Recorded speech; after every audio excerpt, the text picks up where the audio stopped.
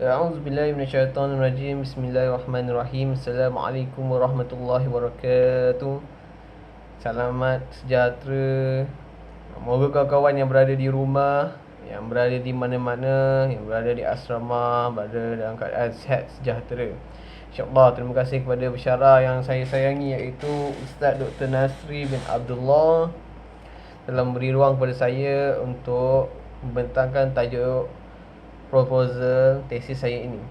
Okey, nama diberi iaitu Muhammad Syafiq Amar bin Rahmat. Kuliah PISMP 6.07.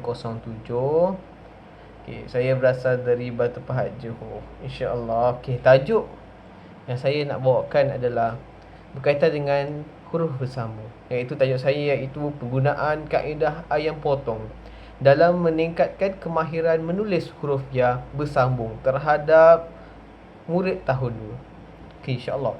Hari ini saya bawakan kepada kamu semua kaedah, ataupun saya cipta satu kaedah untuk menyelesaikan masalah murid yang ada masalah dalam huruf bersambung.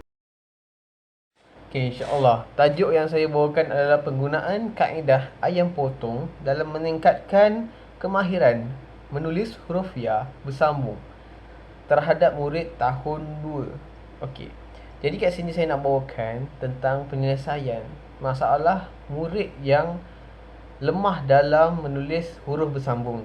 Okey, saya pilih iaitu huruf ya, okey.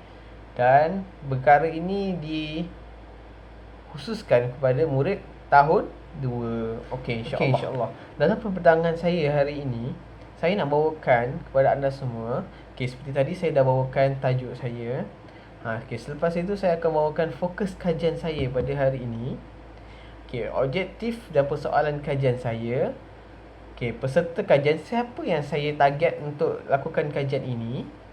Okay, dan pelaksanaan kajian, bagaimana saya melaksanakan kajian ini daripada awal dan hingga hasil, hingga pengumpulan data nanti. Okay, dan seterusnya saya akan beritahu rujukan-rujukan yang saya guna pakai, insyaAllah. Okay, insyaAllah sahabat-sahabat, sebelum saya mulakan, saya nak bagi sikit pengenalan tentang tajuk saya ni. Tajuk saya ni berkaitan dengan huruf Jawi. Okay, menurut Matlab 2007, beliau menyatakan dalam ruang lingkup masyarakat Melayu, tulisan Jawi yang bersumber dari huruf Arab ini merupakan harta peninggalan yang sangat berharga dan perlu dimasyhurkan penggunaannya oleh para perawisnya. Para pewarisnya, perawis mana pula ni kan? Pewarisnya. Okey, para pewarisnya. Okey, sebab apa? Okey, kalau kita tengok daripada sudut harganya. Okey, harga Jawi ni tak ada harganya, dan ia adalah harta peninggalan yang sangat-sangat penting untuk kita. Sangat-sangat penting untuk setiap orang Melayu.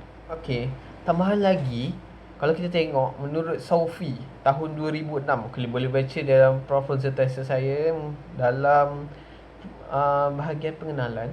Okey, Saufi 2006 dia menyatakan Hashim Abdullah pada tahun 1999 menyatakan kehilangan dan keputusan tulisan Jawi dalam kalangan bangsa Melayu ini dapat dikenal pasti melalui kadar kejahilan anak muda Melayu membaca Al-Quran yang disebabkan oleh ketidakbolehan mereka membaca Jawi. Menurut saya, untuk kesimpulan bagi pendahuluan saya ni, setiap orang Islam, terutamanya orang Melayu ni, sewajarnya mengambil berat tentang tulisan Jawi, sebab menjadikan satu tanggungjawab untuk mematlabatkan tulisan Jawi satu tulisan yang perlu dikuasai dengan betul dan baik.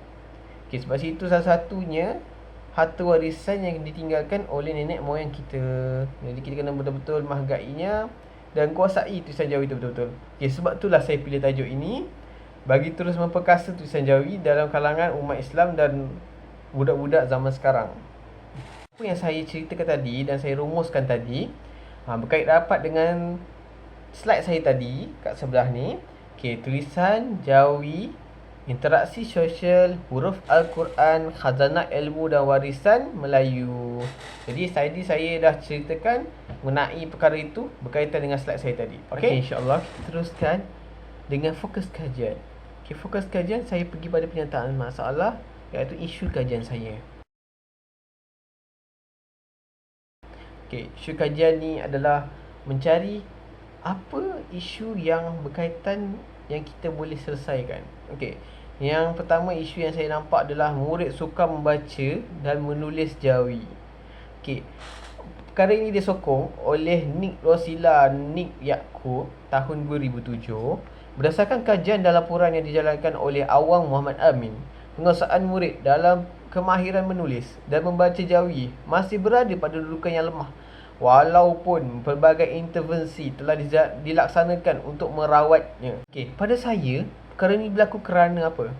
Kerana bagi saya, bagi dalam kalangan murid sekarang atau daripada kalangan masyarakat Malaysia sendiri, bahawa tulisan jawi ni dah tak ada tempat lagi di kalangan mereka.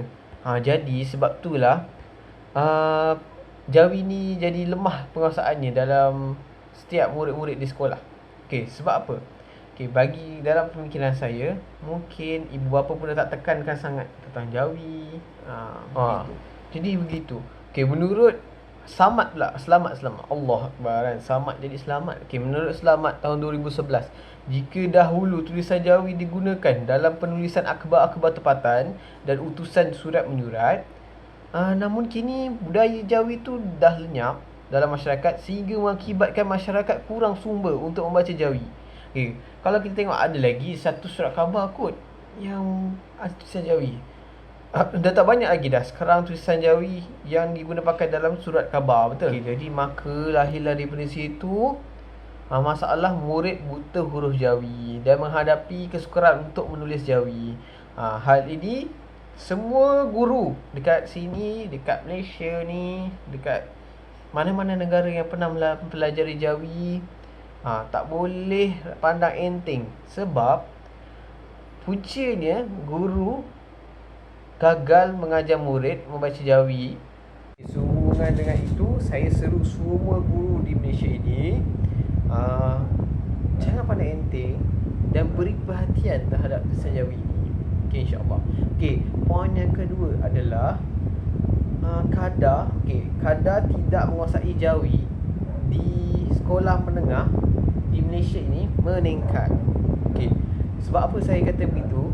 Kenyataan saya ni disokong oleh Nick Rosila Nick Yaakob, iaitu pada tahun 2007 menyatakan dalam kajiannya bahawa Ishak Harun dan Hasan Basri berpendapat kelemahan pelajar-pelajar sekolah menengah dalam menguasai tulisan jawi ini atau kemahiran jawi ini mempunyai kaitan secara langsung dengan keupayaan mereka pada peringkat sekolah rendah.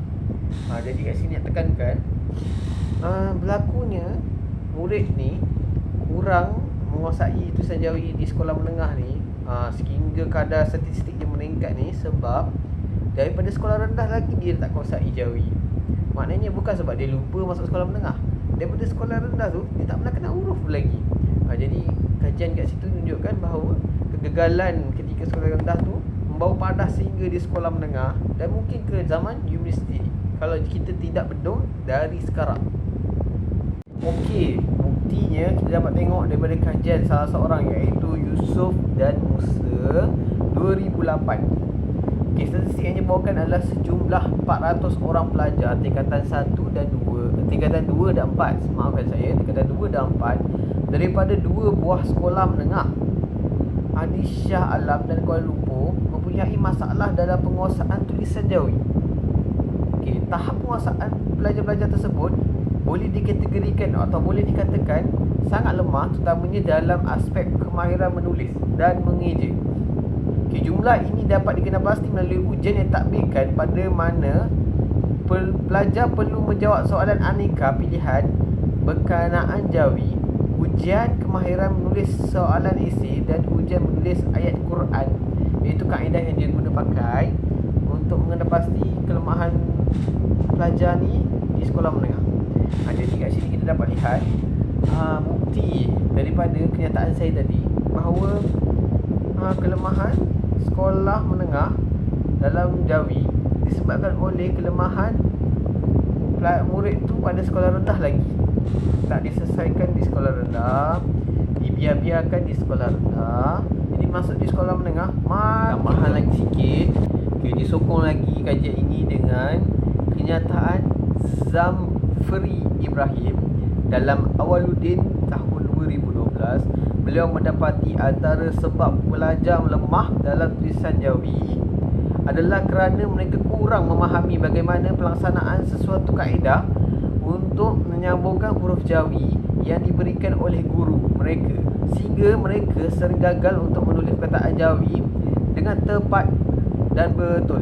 Okey, intervensi awal pada peringkat sekolah rendah perlu dipergiatkan oleh guru supaya kadar penurunan masalah tulisan Jawi di peringkat sekolah menengah dapat dipertingkatkan. Okey.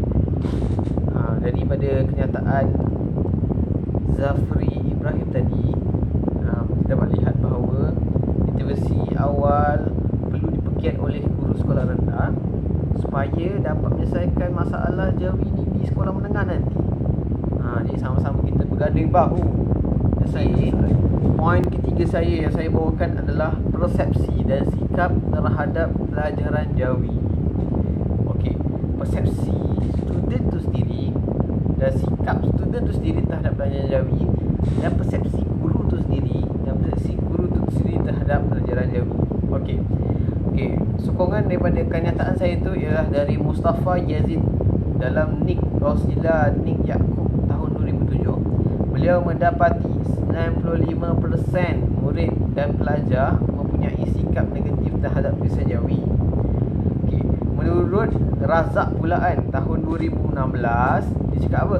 Persepsi murid-murid terhadap penulisan Jawi berkait rapat dengan latar belakang dan persekitaran di mana murid-murid mempunyai ibu bapa yang tiada pendedahan awal mengenai tulisan Jawi dan kurang kesedaran terhadap pentingnya tulisan Jawi.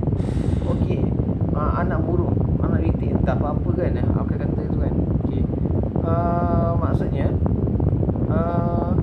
jika ibu bapa sendiri tidak menitik beratkan tentang tulisan Jawi, maka anak-anak dia sudah pasti tidak mempunyai kesedaran bahawa Jawi itu penting. Jadi kalau kita ikut sebenarnya logiknya, tak tahu Jawi macam mana nak baca Quran kan, tulisan Jawi dengan tulisan bahasa Arab tu dekat-dekat. Jadi kesedaran tu perlu dipupuk dari rumah. Jadi ibu bapa, marilah sama-sama bantu guru di sekolah memberi pendedahan awal terhadap tulisan Jawi ni di rumah. Jadi tak adalah student tu tenganga dan kita terangkan tu kan. Okey, kita boleh lihat juga kesan daripada itu, maka lahirlah persepsi dalam diri murid tu sendiri menyatakan bahawa Jawi ni susah lah, Jawi ni tak penting, Jawi ni tak payahlah sebab tak ada dalam peresa pun. Jadi pemikiran macam tu yang kita kena buang supaya tak adalah anak murid kita ni asyik sangat dengan benda-benda macam ni. Okay. Poin isu saya yang seterusnya adalah guru tidak kompeten punca murid tidak menguasai Jawi. Jadi kenyataan saya ni disokong kuat daripada Arba Jamil dan Abdul Razak tahun 2010. Dia cakap apa? Sekiranya guru gagal memberikan hak ilmu pengetahuan yang sebaiknya kepada murid, maka potensi untuk murid gagal dan tidak menguasai sesuatu kemahiran itu adalah tinggi dan tidak mustahil untuk murid itu terus gagal. Okay. Sekiranya guru itu gagal memberikan hak ilmu pengetahuan itu kepada murid, jadi potensi untuk murid gagal dengan menguasai Jawi itu adalah sangat tinggi dan tidak mustahil sama sekali. Okey, jadi peranan guru yang kompeten ni sangat-sangatlah penting. Guru kompeten ni termasuklah guru yang semangat, guru yang berfikir di luar kotak, macam mana nak memberikan yang terbaik pada murid-murid dia, biar murid-murid dia dapat apa yang dia nak ajar pada hari seterusnya. Kadang-kadang kompeten ni bukan dapat dengan kaedah pengajaran guru yang menarik atau tidak.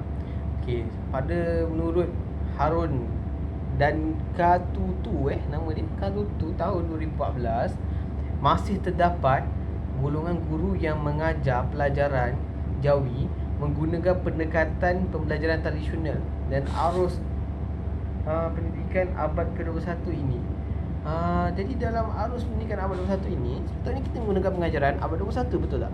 Jadi pengajaran chop and talk, pengajaran yang lama ni dah tak patut dipakai kerana kurang relevan terhadap student masa kini. Saya okey, contohnya kaedah pengajaran yang kuliah, kaedah pengajaran yang murid hanya dengar pendengaran guru kat papan putih, chalk and talk saya cakap tadi. Jadi daripada faktor itu juga kita boleh kaitkan juga dengan bukti, iaitu dari Ismail tahun 2000. Dia mengatakan faktor yang menyebabkan guru kurang komputer sebab berkurangnya guru pakar dalam bidang jawi ini pada masa kini. Rumusan yang saya bawakan untuk isu saya pada hari ini adalah dapat disimpulkan bahawa penguasaan jawi dalam komuniti kita sekarang ni adalah lemah. Sebab apa saya kata lemah? Sebab contohnya kan, kajian saya terhadap menulis huruf jawi, huruf ya ini kan, ya bersambung. Walaupun benda tu nampak remeh tau, nampak macam alah easy je bong. Benda dia senang, tapi kalau kita tengok benda tu dah diajar pada murid yang tahun 1. Tapi waktu dia orang tahun 2 pun, dia orang belum tentu dapat lagi. Jadi belum tentu, memang ramai yang rasa lagi tidak menguasai huruf ya bersambung ni. Dia tak tahu macam mana nak guna ya di huruf awal, ya di huruf akhir. Jadi kaedah ayam bersambung ni saya guna pakai dalam pelbagai bentuk, sama ada permainan atau lagu. Permainan saya gunakan pecahan. Bagaimana huruf ya kalau dibuang kepala ayam, bagaimana huruf ya kalau dibuang belakang ayam, macam mana huruf ya berada di tengah-tengah. Jadi kaedah saya ni adalah untuk menyelesaikan masalah ini. Jadi kita teruskan dengan tinjauan literature. Dalam tinjauan literature, kaedah yang saya guna pakai adalah kaedah potong ayam. Kaedah potongan ayam maksudnya, kan ayam ada kepala, ada badan, ada ekor. Jadi potongan dia mengikut huruf ya tu. Boleh bayangkan tak? Boleh bayangkan tak? Okey. Yang pertama, kaedah yang saya bawa adalah menggunakan kaedah permainan.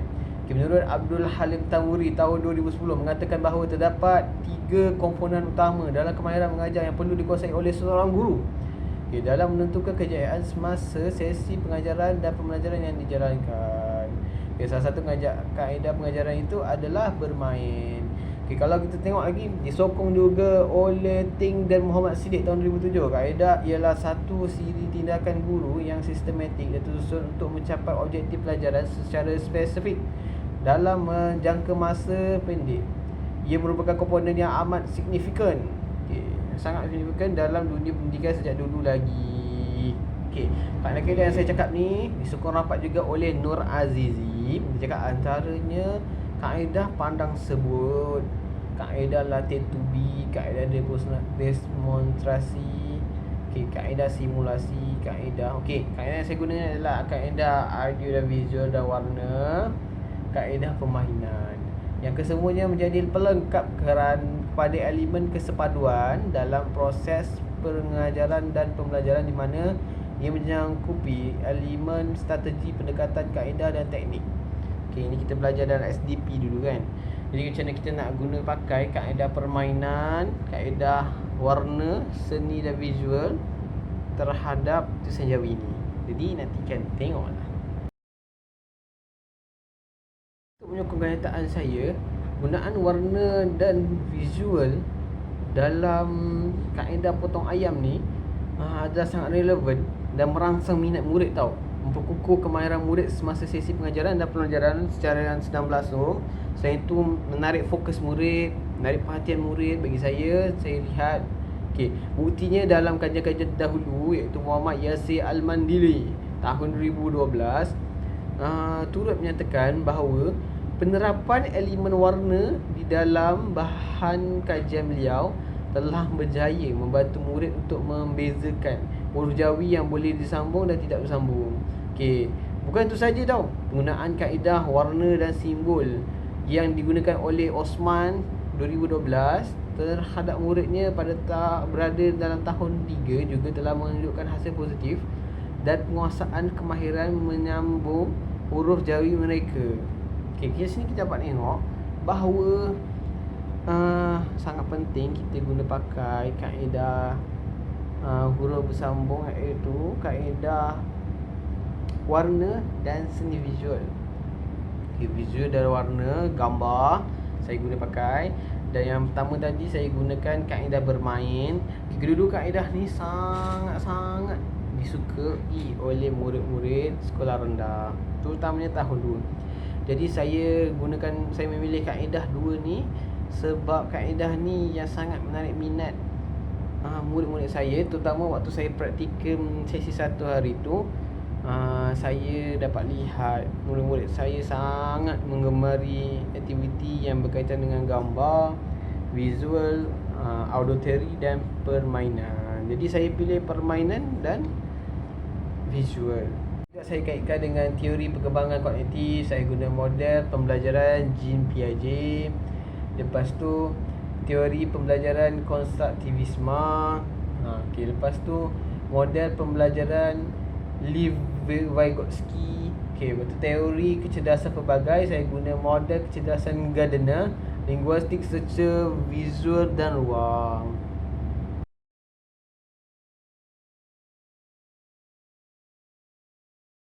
Kita teruskan dengan objektif kajian dan persoalan kajian.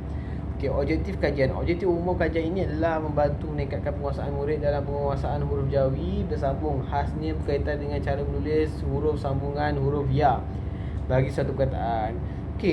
Objektif khusus bagi kajian ini adalah mengenal pasti tahap pencapaian murid tahun 2 menulis sambungan huruf ya dalam sesuatu perkataan Jawi dengan tepat melalui penggunaan kaedah ayam potong.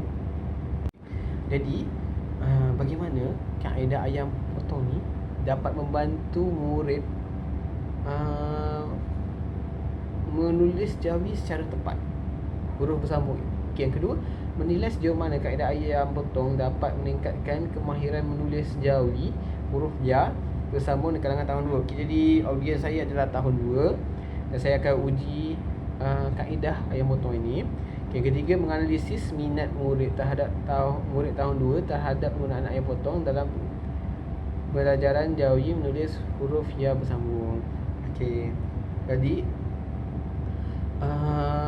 kita antara objektif dia adalah analisis minat murid-murid tahun 2 ni terhadap kaedah yang saya wujudkan itu, kaedah yang saya ciptakan itu.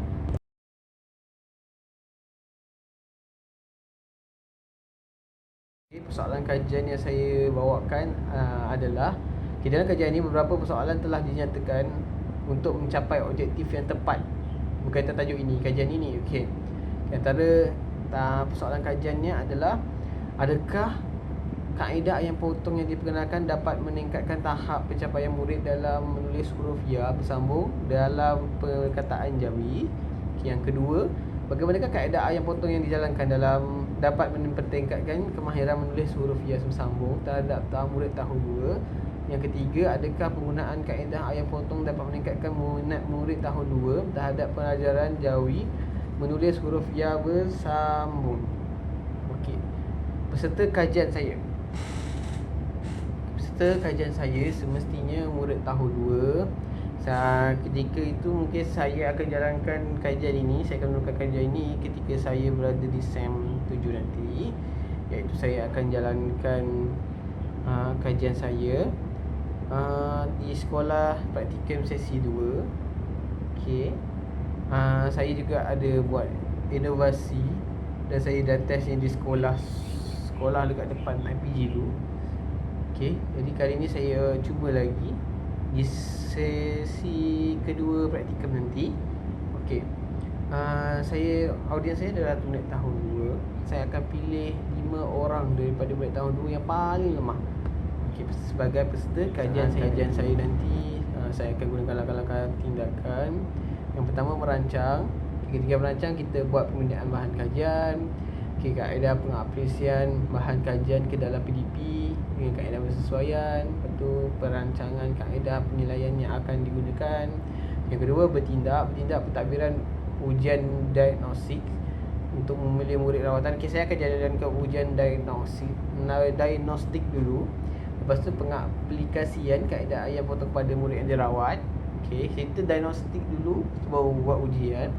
Lepas tu menggunakan senarai. Okey, memerhati. Memerhati ni menggunakan senarai semak penghatian sepanjang proses penyelidikan berlangsung, pentadbiran ujian menulis pra dan pasca, bertemu bual berstruktur selepas pelaksanaan kaedah ayam potong. Okey, lepas saya guna kaedah tu, saya akan memerhati dengan menemu bual, okey, mentadbir ujian tulisan pra dan pasca. Okey, refleksi. Last sekali saya akan buat refleksi, menilai amalan pedagogi, menganalisis kelebihan dan kelemahan kaedah ayam potong ayam ini, mencadangkan penambahbaikan untuk kajian pada masa akan datang. Kaedah pengumpulan data saya akan mula dengan ujian diagnostik, lepas tu ujian bertulis, pasca dan pra dan pasca, lepas tu temu bual, lepas tu pemerhatian. Okay, analisis data saya, saya menggunakan ujian bertulis 1 dan 2, senarai semak pemerhatian sebelum dan selepas, serta borang-borang temu bual yang dilaksanakan bersama beberapa murid rawatan. Akan dianalisis dan disemukakan data kuantitatif dalam bentuk jadual dan graf. Okey, jadi kat sini saya menggunakan kuantitatif dan kualitatif juga, ada temu bual. Saya akan sediakan borang. Okey, borang sebelum digunakan kaedah potong ayam dan selepas digunakan potong ayam, dan temu bual bagaimana reaksi mereka terhadap aplikasi kaedah potong ayam ni yang saya cakap. Alhamdulillah, berikut merupakan penjelasan saya terhadap proposal tesis saya atau tesis yang saya sedang lakukan, yang bakal bakal diteruskan kajiannya. Harap saya punya supervisor dapat terima saya punya kajian ini. Saya sangat berharap dapat teruskan kajian ini, sebab saya dah melakukan pengumpulan data yang sangat baik. Saya berharap supervisor saya dapat terima kajian ini lah. Okey, dan kesimpulan dengan apa yang saya rancangkan ini, saya berharap sangat kaedah yang saya cipta, kaedah ayam potong ini dapat membantu membaik pulih status penguasaan jawi murid di sekolah rendah, seterusnya membantu di sekolah menengah dan di zaman universiti. Okey, sampai itu saya berharap semua guru-guru dapat bersama-sama berganding bahu menyelesaikan permasalahan jawi ini. Bila kita ramai-ramai, lebih mudah untuk selesaikan masalah jawi ini. Okey, sekian saja dari saya. Terima kasih kepada rakan-rakan yang banyak membantu saya menyiapkan proposal tesis ni, dan saya harap dia akan jadi tesis saya nanti. Dan terima kasih kepada Ustaz Nasri kerana memberi wang kepada saya untuk membuat kajian ni. Dan sekian saya dari saya. Terima kasih pada semua. Maaf silap kata. Okey, sekian, wabillahi taufiq wal hidayah. Wassalamualaikum warahmatullahi wabarakatuh. Sehingga jumpa lagi.